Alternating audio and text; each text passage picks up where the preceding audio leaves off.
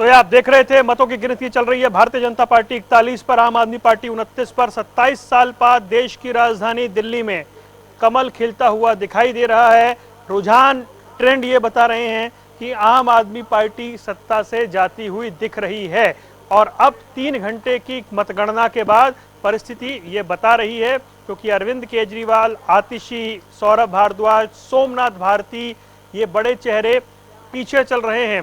एक आंकलन आप इस तरीके से भी लगाइए कि बुराड़ी सीट जो पिछली बार आम आदमी पार्टी ने 90,000, लगभग 90,000 के मार्जिन से जीती थी, कई राउंड के बाद भी वो वहां 2,500 वोट से ही आगे चल रही है। परिस्थिति ये है कि 5 से 6% का वोट प्रतिशत का गैप है। 54% वोट हासिल करने वाली आम आदमी पार्टी 42 पर दिखाई दे रही है, यानी 12% का नुकसान। और पिछली बार लगभग 39% वोट हासिल करने वाली भारतीय जनता पार्टी 47-48 के आसपास दिखाई दे रही है।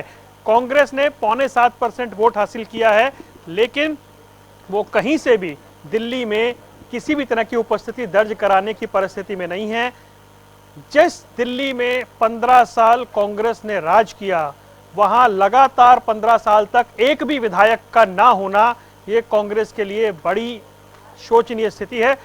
न्यूज रूम में जान लेते हैं क्या जानकारी है। इस वक्त अंजलि भंडारी हमारे साथ हैं। वरुण जी, क्योंकि देखिए जंगपुरा सबसे महत्वपूर्ण सीट यहाँ पर है और मनीष सिसोदिया 2,686 वोटों से आगे चल रहे हैं। राजेंद्र नगर अगर बात की जाए तो दुर्गेश पाठक वहां पर 2,549 वोटों से आगे चल रहे हैं। लेकिन न्यू दिल्ली की अगर बात की जाए, प्रवेश सिंह जो है 225, देखिए मार्जिन बहुत अभी कम है और 13 राउंड में से अभी सिर्फ 6 राउंड की जो काउंटिंग है वो हुई है, तो यह आंकड़ा जो है अभी पलट सकता है। जी, यहाँ रिठाला की अगर बात की जाए, कुलवंत राणा 18,148 वोटों से, बवाना से रविंद्र इंद्राज 12,143 वोटों से, नांगलोई से मनोज शौकीन 9,500 वोटों से, शालीमार बाग से एक बड़ा मार्जिन है रेखा गुप्ता 14,146 वोटों से, राजौरी गार्डन से मनजिंदर सिरसा 9,500 वोटों से, जनकपुरी से आशीष सूद 10,500 वोटों से, नजफगढ़ से नीलम पहलवान 12,681 वोटों से, पटपड़गंज से रविंदर नेगी 11,500 वोटों से, वही विश्वास नगर से ओम प्रकाश शर्मा 13,756 वोटों से। लेकिन जो सबसे बड़ा मार्जिन है, सबसे बड़ा मार्जिन मुस्तफाबाद से, जहां पर 36,500 वोटों से मोहन सिंह बेस्ट आगे चल रहे हैं।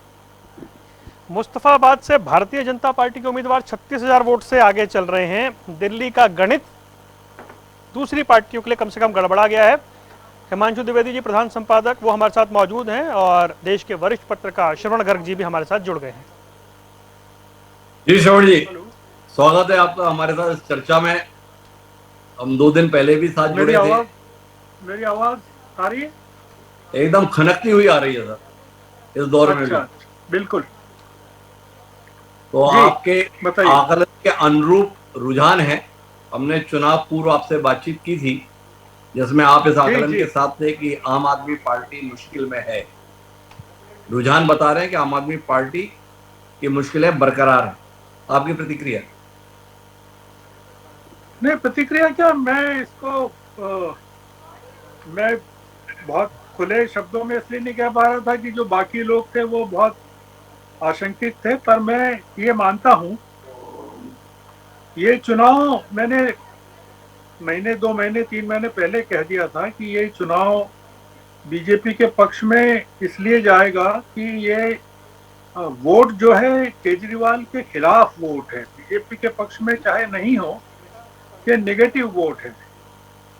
उसका बुनियादी कारण कई हैं, एक नहीं है। मतलब एक 10 साल की एंटी इनकम्बेंसी है, बीजेपी का हरियाणा और महाराष्ट्र के बाद नए सिरे से जुटना है, आरएसएस का इसमें हरियाणा के बाद नए सिरे से प्रवेश करना है। 50,000 जैसा मैंने कहा था कि ड्राइंग रूम बैठक की आरएसएस के लोगों ने,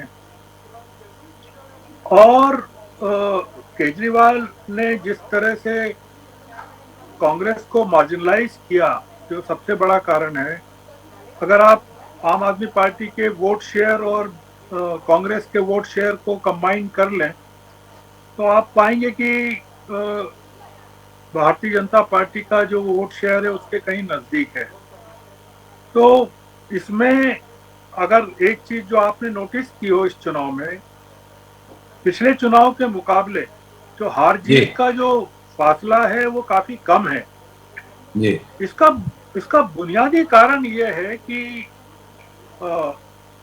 लोगों ने कांग्रेस को मतलब नाराज होकर, केजरीवाल से नाराज होकर जो डिवीजन हुआ वोटों का, उसमें एक टुकड़ा बीजेपी के साथ चला गया और एक कांग्रेस के साथ चला गया। सबसे चिंतित करने वाली बात आम आदमी पार्टी के लिए ये हो सकती है कि जो मुस्लिम बहुल इलाके हैं तो वहां पर आप पाएंगे कि पिछले चुनाव में सारी की सारी 11-12 सीटें आम आदमी पार्टी को मिली थी। इस बार आप पा रहे हैं कि वहां आम आदमी पार्टी और बीजेपी के बीच में डिवीजन है। केजरीवाल ये मान के चल रहे थे कि मुसलमानों के पास कोई रास्ता ही नहीं है सिवाय इसके कि वो जीतने वाले उम्मीदवार को वोट दे। तो इसलिए वो क्या हुआ कि बीजेपी के लोगों ने एक ये भी तय किया कि वो चाहे बीजेपी को वोट दे दें, आम आदमी पार्टी को नहीं देंगे।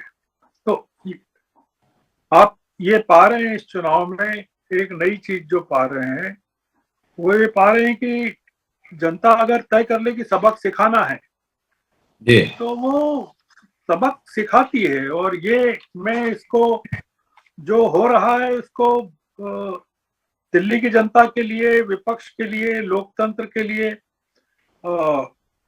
क्योंकि राहुल गांधी को बेईमान आप करार दे दें और पोस्टर चिपका दें राहुल गांधी के और फिर भी इंडिया ब्लॉक में बने रहें और एक ममता बनर्जी का खेल खेलते रहें कि वो आपका शिखंडी की तरह इस्तेमाल करें इंडिया ब्लॉक में, तो ये संभव नहीं है। तो इसलिए ये जो वर्डिक्ट है मैं इसको कांग्रेस के पक्ष में मानता हूं। हिमांशु जी आप चाहे नहीं माने, वो इसलिए मानता हूं कि कांग्रेस अगर इस मैदान में नहीं होती तो इसके परिणाम कुछ अलग होते। कांग्रेस के कारण अब ये हुआ है कि आम आदमी पार्टी जमीन पर आ जाएगी और जो इंडिया ब्लॉक के जो एलाइज हैं उनको ये समझ में आएगा। शत्रुघ्न सिन्हा प्रचार कर रहे हैं ममता बनर्जी की तरफ से, अखिलेश रोड शो कर रहे हैं केजरीवाल के लिए। आप मतलब एक मोदी से लड़ाई लड़ रहे हैं कि राहुल गांधी से लड़ाई लड़ रहे हैं? तो मेरा कुछ सवाल है श्रवण जी आपसे इस आकलन के संदर्भ में जी। ये कांग्रेस के प्रदर्शन को लेकर आप में बिल्कुल भी निराशा नहीं है? इस विधानसभा चुनाव मुझे में नहीं है। इस विधानसभा चुनाव में आम आदमी पार्टी ने अपने पिछले प्रदर्शन से बहुत ही बदतर प्रदर्शन किया है। भारतीय राष्ट्रीय कांग्रेस ने अपने प्रदर्शन को यथावत रखा है। पिछली बार तकरीबन 5% के करीब वोट था, अभी 6% के करीब वोट है और भारतीय जनता पार्टी ने पिछली बार के मुकाबले बहुत बेहतर प्रदर्शन किया है। ये जो कांग्रेस की यथास्थिति वाली नीति है ये आपको उचित लग रही है? कांग्रेस पार्टी का राष्ट्रीय नेतृत्व अपनी ही राज्य इकाई से लड़ता हुआ दिखा है। इस विधानसभा चुनाव के दौरान राहुल गांधी संदीप दीक्षित को मैदान में तो उतार देते हैं पर उनके सभा करने का समय आता है तो उससे भाग जाते हैं। इसके संदर्भ में श्रवण जी आपकी कोई दृष्टि है? कांग्रेस पार्टी की हालत यह है कि जहां पर अरविंद केजरीवाल को 14,000 और प्रवेश वर्मा को 14,000 वोट मिल रहे हैं, उनके मुकाबले संदीप दीक्षित मैं 2,500 या 3,000 वोट पा रहे हैं। अलका लांबा महिला कांग्रेस की राष्ट्रीय अध्यक्ष बहुत मुश्किल 1,200-1,500 वोट पे खड़ी हैं आतिशी और रमेश बिधूड़ी के मुकाबले। इसके संदर्भ में क्या कहेंगे श्रवण जी? नहीं, मुझे आश्चर्य नहीं है क्योंकि कांग्रेस है ही नहीं दिल्ली में। और ये कांग्रेस की मैं दिल्ली में वापसी के तौर पर इसलिए देखता हूं कि कांग्रेस अगर दिल्ली में खड़ी ही नहीं होती और अपने उम्मीदवारों को खड़ा ही नहीं करती तो कांग्रेस न सिर्फ हारती बुरी तरह, कांग्रेस का जो बचा कुचा दिल्ली में अस्तित्व है वो भी समाप्त हो जाता। संदीप दीक्षित के लिए सबसे प्रसन्नता की बात यह है कि आम आदमी पार्टी को सत्ता से बाहर कर दिया। वो आप इसको इस तरह से देखिए कि संदीप दीक्षित जीतेंगे या अलका लांबा जीतेंगी या रागिनी नायक जीतेंगी या आतिशी जो आप जिस तरह से स्ट्रगल कर रही हैं या मनीष सिसोदिया जिस तरह से स्ट्रगल कर रहे हैं, तो आप संदीप दीक्षित का तो छोड़ दीजिए, आप बाकी जो बीजेपी कांग्रेस के लोग हैं वो भी स्ट्रगल कर रहे हैं। तो कांग्रेस, आप इस चुनाव के पहले या 2 महीने पहले की कांग्रेस को अगर देखें और आज की कांग्रेस देखें तो राहुल गांधी के लिए जरूरी ये था कि कांग्रेस की मॉरल बूस्टिंग करें, बजाय इसके कि वो चुनाव से बाहर रहकर आम आदमी पार्टी की मॉरल बूस्टिंग करते और आम आदमी पार्टी कहती कि देखिए ये कांग्रेस के पास कुछ दम ही नहीं था, किसको खड़ा करती। तो मैं आपकी बात से बिल्कुल सहमत थी। मैं ये कहने को तैयार हूं कि कांग्रेस को बेहतर काम करना चाहिए, पर हमने देखा कि कांग्रेस के पास पूरे, अगर आप तो दिल्ली की बात कर रहे हैं, आप मध्य प्रदेश में, छत्तीसगढ़ में, राजस्थान में, आप देखिए गुजरात में कांग्रेस की क्या बुरे हाल हैं। तो इसलिए कांग्रेस को टोटलिटी में नए सिरे से खड़ा करना पड़ेगा। तो ये जो चुनाव था ये बेसिकली कांग्रेस के लिए नहीं था, ये आम आदमी पार्टी और बीजेपी के लिए था और उसमें कांग्रेस को ये तय करना था कि इसमें जीतने किसको देना है, बीजेपी को जीतने देना है या आम आदमी पार्टी को जीतने देना है।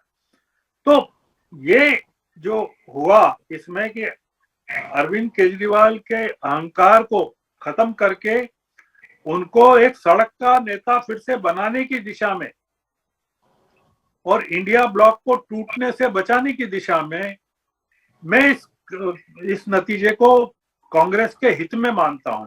कांग्रेस के कैंडिडेट के हित में या कांग्रेस के वोट शेयर के हित में आप इसको बड़े शॉर्ट टर्म के तौर पर देख रहे हैं।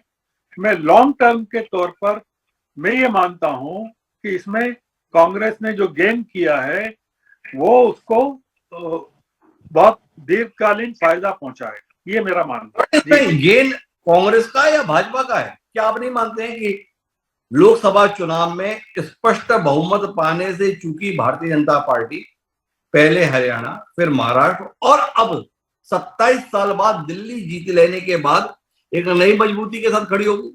नरेंद्र मोदी अपनी खोई हुई आभा को फिर से पाने में सफल रह रहे हैं।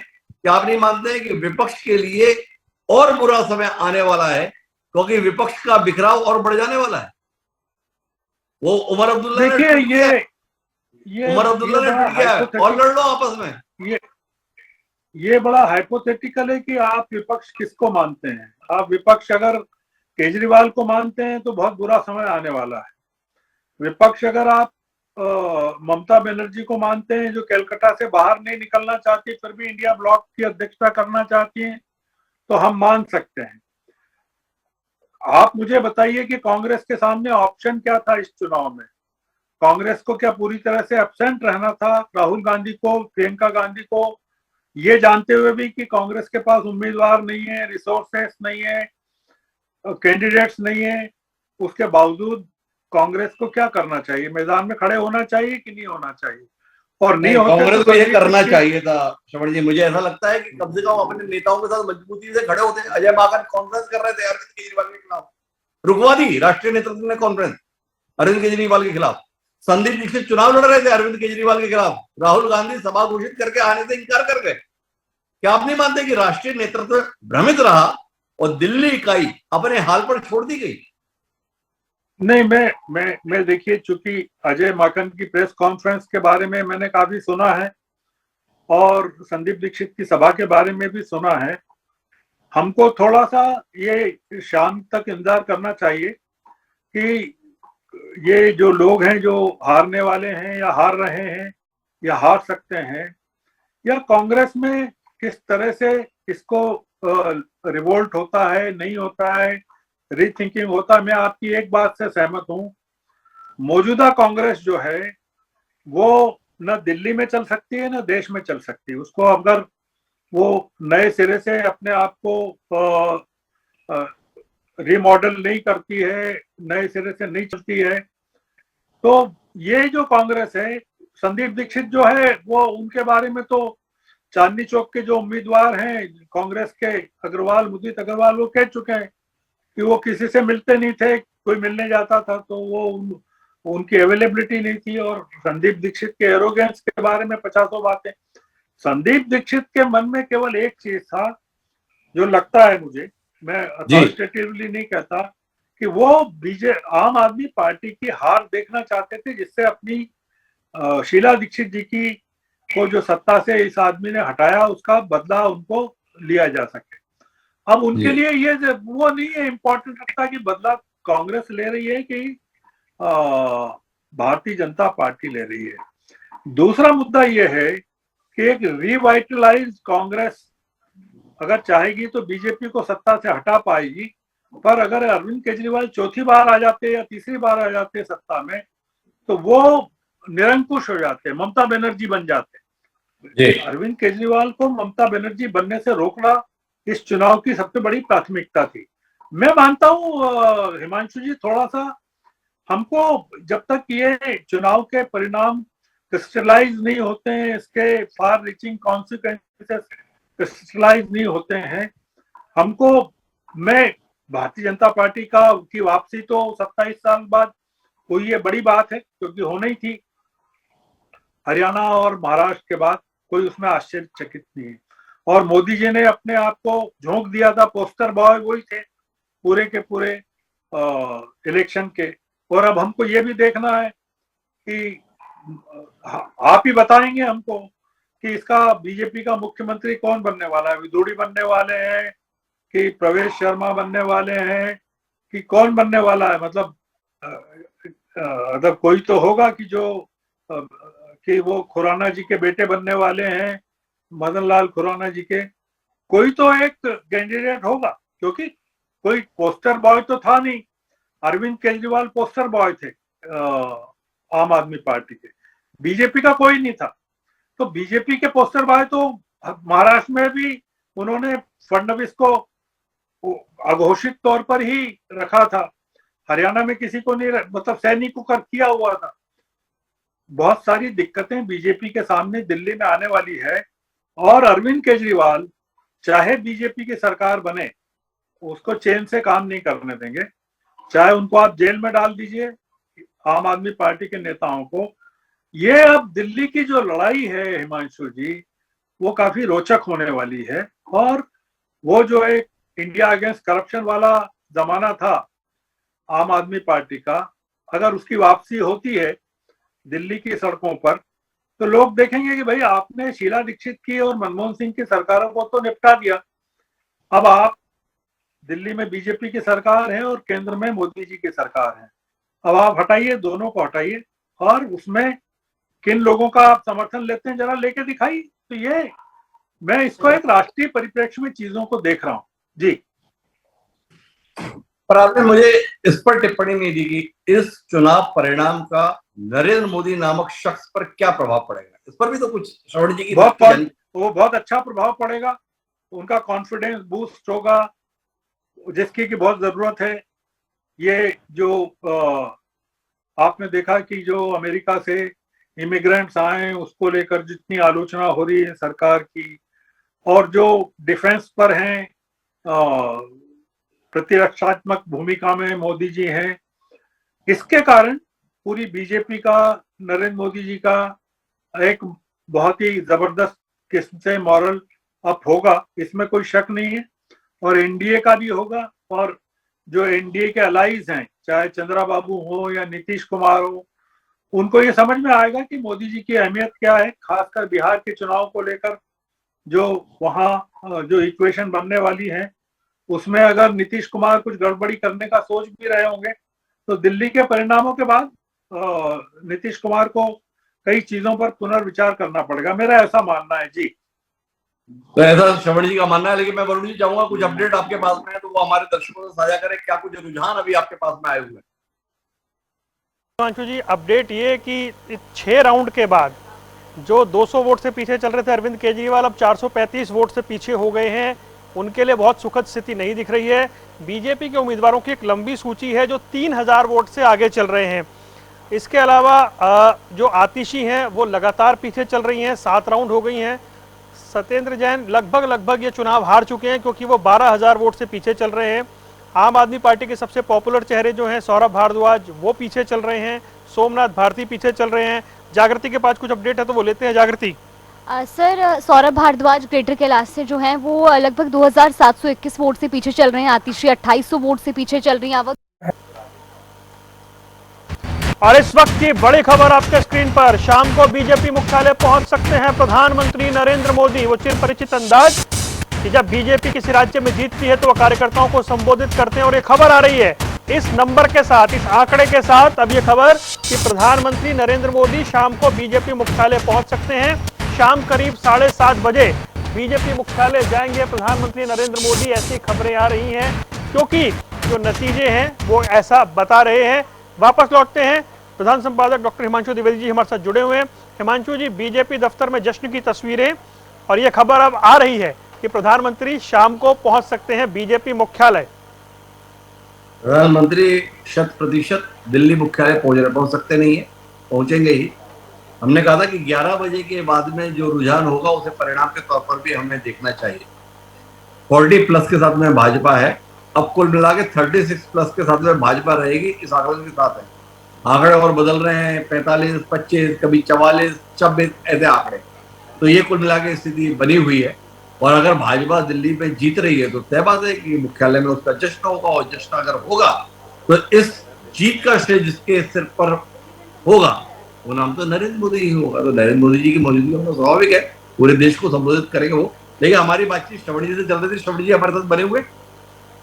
जी श्रवण जी हमारे साथ बने हुए हैं। सर श्रवण जी, एक महत्वपूर्ण मुद्दे पर आपकी टिप्पणी चाहिए। महत्वपूर्ण मुद्दा यह है कि अरविंद केजरीवाल ने शराब घोटाले के संदर्भ में तकरीबन 6 महीने का वक्त जेल में बिताया और जमानत के बाद वह जेल से बाहर निकल कर आए और उसके बाद उन्होंने मुख्यमंत्री के पद से इस्तीफा दिया। और मुख्यमंत्री पद से इस्तीफा देते हुए उन्होंने ये कहा कि मैं जनता के बीच जाऊंगा और जनता से कहूंगा कि अगर वो मुझे बेईमान मानती है तो मुझे वोट ना दे, और जनता अगर मुझे ईमानदार मानती है तो मुझे वोट दे और मैं फिर मुख्यमंत्री का पद संभालूंगा। अब दिखाई ये दे रहा है कि आम आदमी पार्टी को तो जनता वोट नहीं दे रही, वोट तो भाजपा को मिला। तो क्या अब ये मान लिया जाए कि अरविंद केजरीवाल जो जनता की अदालत को सर्वोपरि मानते हैं, या मानेंगे कि जनता ने उनको बेईमान मान लिया है? तो एक बेईमान आदमी को लेकर क्या आप भविष्य के लिए कोई उम्मीद देखना चाहेंगे? शोरी सवाल है। नहीं, बिल्कुल मैं ये मानता हूं कि जनता ने 2 चीजें साबित की है।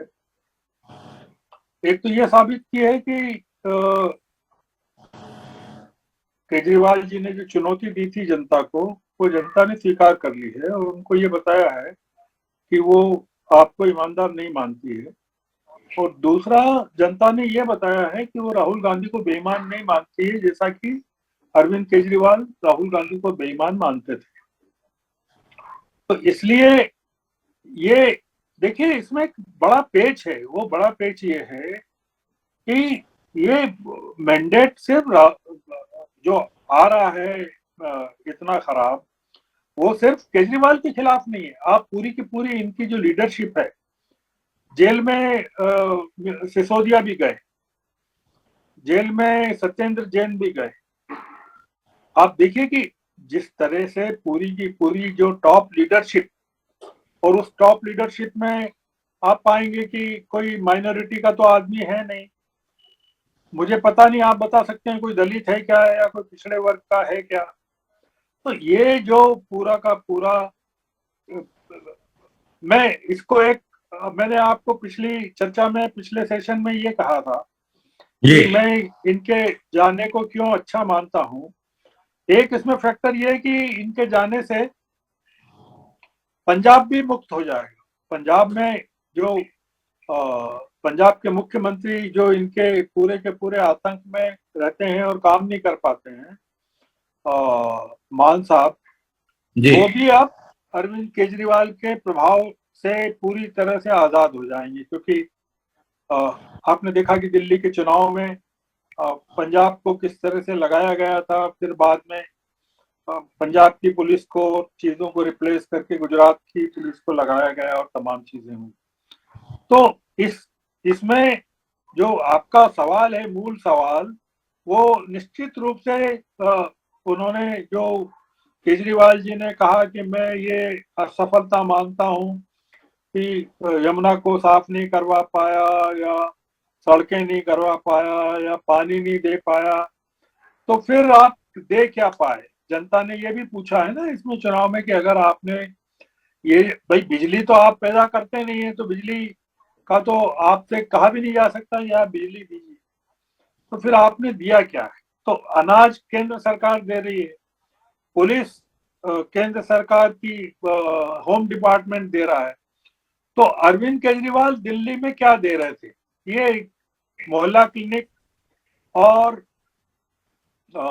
एजुकेशन के दम पर आप दिल्ली के हर चुनाव को कब तक और कैसे जीतना चाहते? तो ये एक जो लोग आजकल जो दिल्ली का मतदाता है, जिसको आपने ये मान रखा था कि अपनी कैप्टिव कॉन्स्टिट्यूएंसी मान रखा था कि अरे दिल्ली में तो मैं हूं और कोई नहीं है, तो ये दिल्ली को आप जो बंगाल की तरह, पश्चिम बंगाल की तरह ट्रीट करना चाहते थे, वो पूरी की पूरी चीज को ब्रेक कर दिया। दूसरा ये कि अरविंद केजरीवाल कांग्रेस को हराते रहे, गुजरात में, गोवा में, सब जगह जाके, महाराष्ट्र में, सब जगह हराते रहे। अब आप देखिए कि आपको कांग्रेस के बिना आपका कैसे काम चल सकता है। तो ये अरविंद केजरीवाल पूरी तरह से एक्सपोज हो गए हैं। और पिछले, आप हिमांशु जी एक चीज गौर कीजिए कि कांग्रेस के साथ 140 सालों का, 138 से 39 सालों का इतिहास है। भारतीय जनता पार्टी का जो गठन हुआ था 1980 में हुआ था, तो 1980 के बाद से ये 43 सालों का इतिहास है, और उसके पहले जनसंघ का तो बहुत पुराना इतिहास है जी। अरविंद केजरीवाल की पार्टी के पास कितने सालों का इतिहास है? 10 सालों का इतिहास।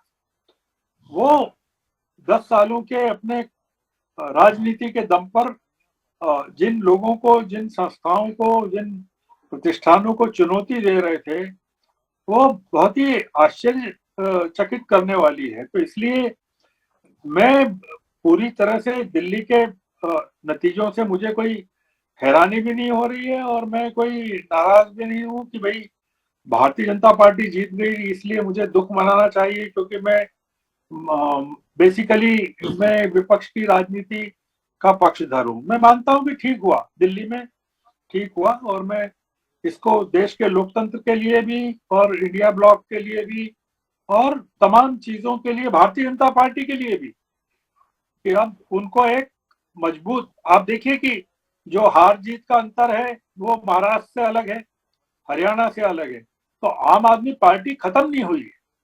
इस चुनाव की जो खूबी है वो ये है कि आम आदमी खत्म नहीं हुई है। तो अगर 25 सीटें भी हैं तो भी अरविंद केजरीवाल इन 25 लोगों के साथ भारतीय जनता पार्टी पर भारी पड़ने वाले हैं दिल्ली में। तो इसलिए मैं थोड़ा कंफ्यूज हो जाता हूँ कई बार आपकी दलील से। अगर अरविंद केजरीवाल जनता के स्तर पर बेईमान साबित हो गए हैं, तो उनसे भविष्य को लेकर उम्मीद कैसे आप उनकी मजबूती की उम्मीद कर रहे हैं? एक बेईमान आदमी उम्मीद बनेगा जिसने सीधे तौर पर कहा है अगर मुझे बेईमान मानते हो तो वोट मत देना। दांव पे क्या लगा दिया? नहीं, अपने आप को। नहीं, मैं हिमांशु जी, आप मुझे समझ नहीं पा रहे हैं। मैं आम आदमी पार्टी को अरविंद केजरीवाल की पार्टी से अलग करके देख रहा हूँ। आम आदमी पार्टी में नए किस्म की जो चर्निंग अब होगी, और अरविंद केजरीवाल को जो चुनौतियां दी जाएगी, उनके नेतृत्व को जो चुनौती दी जाएगी, आप पाएंगे कि एक आने वाले समय में आम आदमी पार्टी चाहे पंजाब की हो चाहे दिल्ली की हो, आप उसमें एक नए किस्म का, आप देखिए कि आतिशी मुख्यमंत्री थी, जी। पर अरविंद केजरीवाल ने अपनी घोषणा में आतिशी को उप मुख्यमंत्री बनाने की घोषणा भी नहीं की। उन्होंने ये कहा कि मनीष सिसोदिया उप मुख्यमंत्री बनेंगे। आप अपने जो सहयोगी हैं उनको किस तरह से ट्रीट करते हैं, ये इसका पूरा का पूरा जो फर्क है आपको इन चुनाव के नतीजों के बाद नजर आएगा। और दूसरा एक चीज और देखता हूं मैं कि आम आदमी पार्टी के चाहे 26 लोग जीते या 30 लोग जीते, आम आदमी पार्टी एक नए सिरे से टूटने वाली है। आप इसमें डिसइंटीग्रेशन होने वाला है। आप इसमें हो सकता है पाए कि कुछ लोग छोड़। चलिए संपर्क उनसे श्रवण जी से हमारा टूट गया, वापस लौटेंगे। अब हिमांशु जी आंकड़ा जो 45-25 है, महत्वपूर्ण बात जो है उसे मैं समअप करना चाहूंगा इस मौके पर। महत्वपूर्ण बात यह है कि अब निर्णायक रुझान हमारी स्क्रीन पर है। वो निर्णायक रुझान ये कहता है कि आम आदमी पार्टी की उम्मीदों पर दिल्ली की जनता ने झाड़ू लगा दिया। जो आम आदमी पार्टी ने पिछले 3 चुनावों में कांग्रेस और भाजपा की उम्मीदों पर झाड़ू लगाया था, वो झाड़ू इस चुनाव में जनता ने आम आदमी पार्टी की उम्मीदों पर लगाया। अब दिलचस्पी के विषय हैं तो वो 2-3 विषय हैं। आम आदमी पार्टी कुल कितनी सीटें पाएगी, पहला। दूसरा, अरविंद केजरीवाल क्या स्वयं चुनाव जीत पाएंगे या स्वयं विधायक बनने से वे महरूम रह पाएंगे, 2। और तीसरा और आखिरी सवाल यह है कि क्या कांग्रेस पार्टी इस बार अपना खाता खोल पाएगी। कुल मिलाकर दिलचस्पी के विषय अब मतगणना के दौरान इतने ही रह गए। पहला, सीटें कितनी, दूसरा अरविंद केजरीवाल जीतेंगे या हारेंगे, और तीसरा कांग्रेस खाता खोल पाएगी या नहीं। कुल मिलाकर हमें अब इस पर निगाहें रखनी चाहिए। कुछ देर बाद हम लोग फिर जुड़ेंगे, तब विस्तार से अंतिम परिणामों पर बातचीत करेंगे। समय है एक छोटे से ब्रेक का, तो ब्रेक पर जाते हैं और खबरों के सिलसिले को आगे बढ़ाएं।